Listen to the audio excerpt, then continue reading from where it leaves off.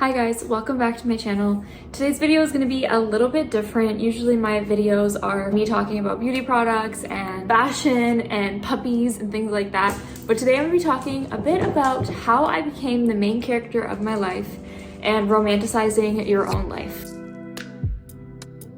So I got this video from a YouTuber online. I'll link her video down below, and I was obsessed with it, and it really inspired me to do this video because I've been wanting to talk about stuff like this, but I didn't want it to be just kind of random. I wanted it to have some structure to it, and I loved the way that she did this. So yeah, I'm gonna link her video down below, but that's where I got this inspiration from. First thing that I'm gonna talk about is understanding what it means to be the main character. It's not about having perfect outfits or having the cutest hair or the prettiest face or the nicest life. My mom used to always tell me when I was growing up that no matter how pretty you are, if you have an ugly attitude or an ugly personality, it will ruin a beautiful face. And I think that's so true because having a pretty face is honestly nothing if you don't have an attitude or personality to match that. When I say attitude, I don't mean being snobby and being a bitch. I'm talking about attitude as in how you carry yourself, how you treat other people, how you treat yourself, the things you value in life. All those things really help to create this person that hopefully you would want to be. You should be aspiring to, yes,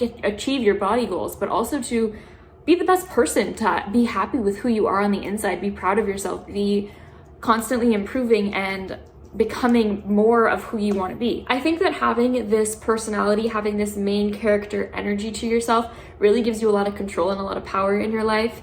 I think that it helps to allow you to do the things that you want to do with your life, to have the confidence to go and take those pictures in public or, go to law school or just do the things that you think people may be judging, but you truly want within yourself. So you're going to do regardless. A lot of the times people kind of fall accustomed to what other people think they should be doing, whether it's a parent, whether it's friends, whether it's just society in general.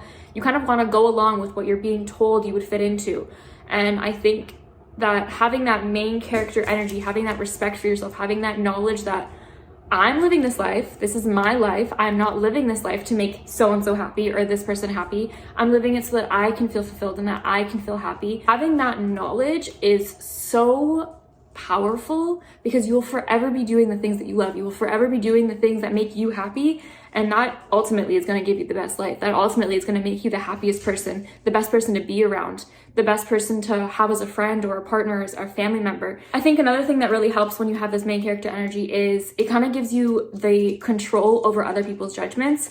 It helps you to realize that they are not the main character of your life. They really are kind of, not to be rude, but irrelevant to you and your life. This is your life. It's what you see with your two eyes, it's what you smell with your nose, what you hear with your ears. And if you don't want that person there, they don't have to be there. They don't have to be even a part of this movie that you're creating. I think that's another thing that you really need to kind of realize. And I know that's obviously something that has to be taken with a grain of salt because this could be applied towards family members. And do you think that there is kind of a mental block, as harsh as that sounds, that you can put up to kind of help yourself distinguish between having them in your life and impacting your life and just having them in your life? You can be kind to the person that's disrespecting you, but you do not have to open your mind to believing the things that they're telling you. You can decide that this person is not the person that I want to involve up here. They can be in my life, they can be in my area, but they're not in here. They don't have any control up here. They don't have any power. They don't have anything. And it also does have to do with how you are receptive towards people coming to you. You need to be open to constructive criticism as long as you're saying it respectfully. You need to be open to change within yourself and within your personality and things like that. And I think that that's kind of, it's empowering once you decide, I don't like that I do this and I want to fix it, or someone has brought this to my attention and I want to fix it. And then fixing it and looking back and being I am a better person. That is an amazing feeling. You're never going to be perfect, but you should be working your ass off to be the person that you want to be, your dream self, your main character. So the next thing I want to talk about, this is just the term full of yourself. So I think that the term full of yourself is honestly made into be such a negative term, which I understand because I understand that the actual definition of it is to be, cocky and to think you're the shit and that you're better than everyone else, that you need to put everyone down. But I think that the technical words being put together full of yourself is actually so empowering and so something I strive to be. So I think that being full of yourself literally means you are full of yourself. You don't need external things to make you happy. You don't need the nicest car. You don't need any of these other things or validations or whatever it is, as long as you have yourself and as long as you are fulfilled within you. And I think that that term should honestly be changed because I want to be full of myself. This one is going to be on understanding others. This is also another thing that's really important when it comes to being the main character. And I think this realization that I've had about other people has really helped me kind of be more comfortable within myself. Think about a time when you've thought something negative about someone else, or you've said something negative to someone else. Think about a time that you saw a girl and you're like, oh, she's so skinny, or like, oh, she's so fat, or like, oh, she's so stupid or so broke, or whatever it is. Were you happy in that state when you were saying it? Were you really in the best position of your life? Like, were you doing everything you wanted? Did you look the way you wanted? Did you have what you wanted? Were you feeling fulfilled? Were you feeling full of yourself in that moment? Or were you feeling a little bit envious of that girl, or jealous of that girl, or feeling like if you put her down would make you feel better? And I think acknowledging that you, even yourself, only hurt other people when you're hurting, meaning, you know, hurt people, that saying that everybody knows, really helps you to understand that when someone else hurts you, it's not about you. It's because they're hurting. And I know that doesn't make it any easier for you, or it doesn't make it hurt less, but it is important to acknowledge that it has more to do with them than it does with you. Because then you can look at them and you feel bad when someone is putting you down, or you feel bad when someone is shitting on you, because you can look at it and be like, I'm sorry that you're feeling like that. Like, I know what it's like to be that girl. I know what it's like to feel like I need to put other people down to feel better, or I know what it's like to feel like in my head that I need to like shit on this person so that I feel better about myself, or whatever it is. And I'm sorry that you feel that way. You know what I mean? And I feel like having that control, having that mindset on other people's feelings towards you when they're negative is so incredibly powerful. It helps your reactions towards them, it helps your mindset on them, and it also helps you keep those negative self-talk at bay because they don't have an input that's making it even worse. Transitioning into negative self-talk. I don't think it's ever really said what exactly to do. Like, there's never really a step-by-step of what they physically are doing when they have those thoughts. So I'm going to tell you what I do and what I think you should definitely try out. So I read a book recently. I actually have it right here. It's called The Greatest Secret. And in this book, one of the things they talk about is, if I'm just like gonna explain it really quick, it's gonna be kind of hard to understand and kind of hard to agree with because you need to understand the details of the book for you to fully grasp it.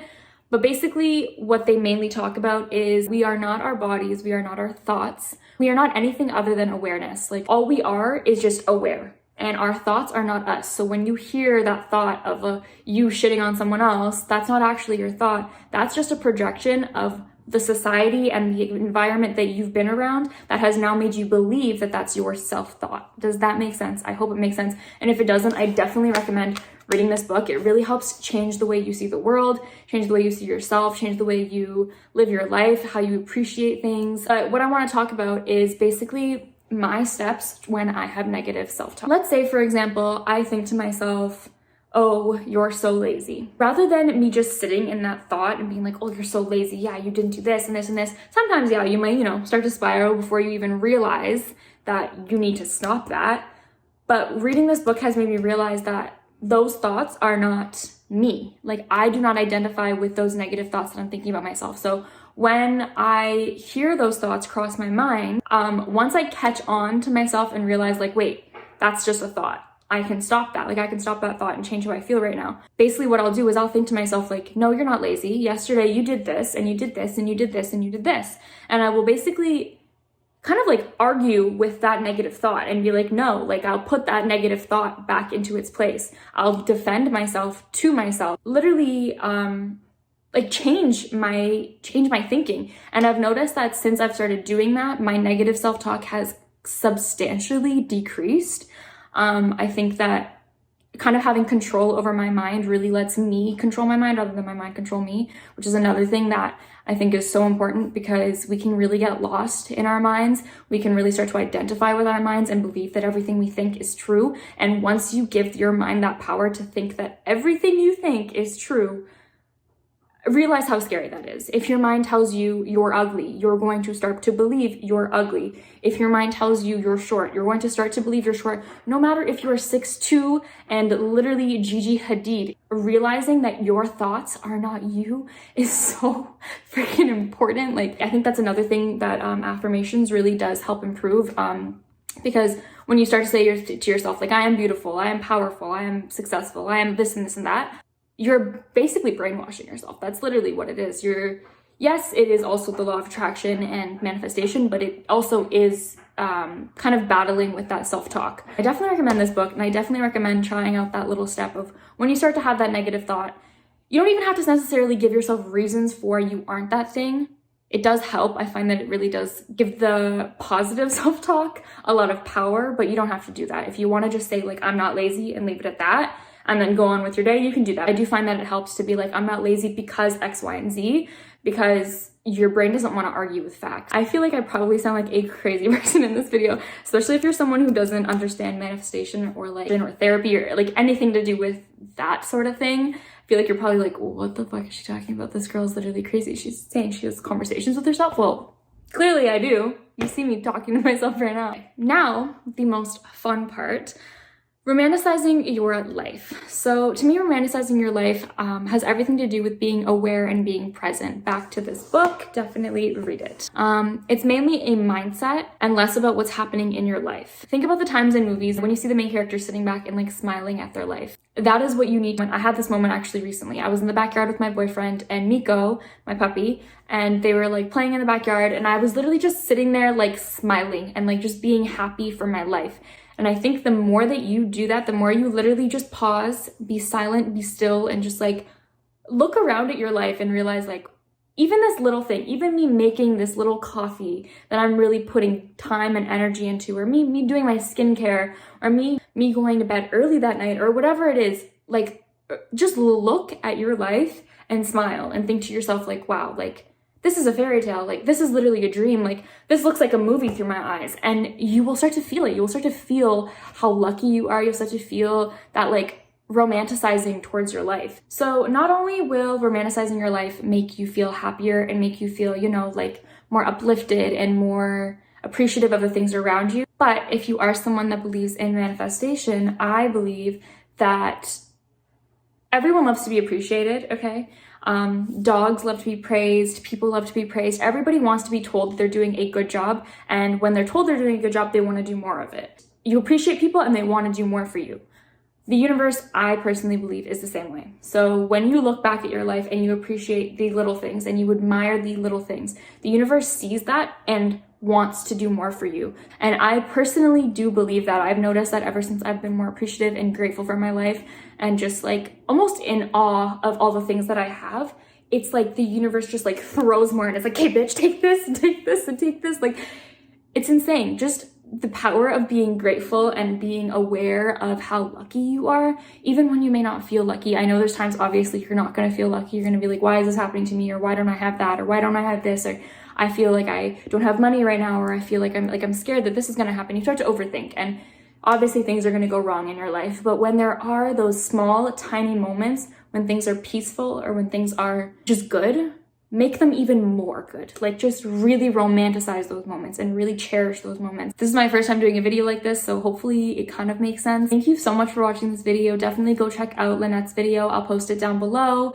Definitely go check out the video that I got this inspired from. I'll link it down below. Thank you so much again for watching this video, and I'll see you in the next one.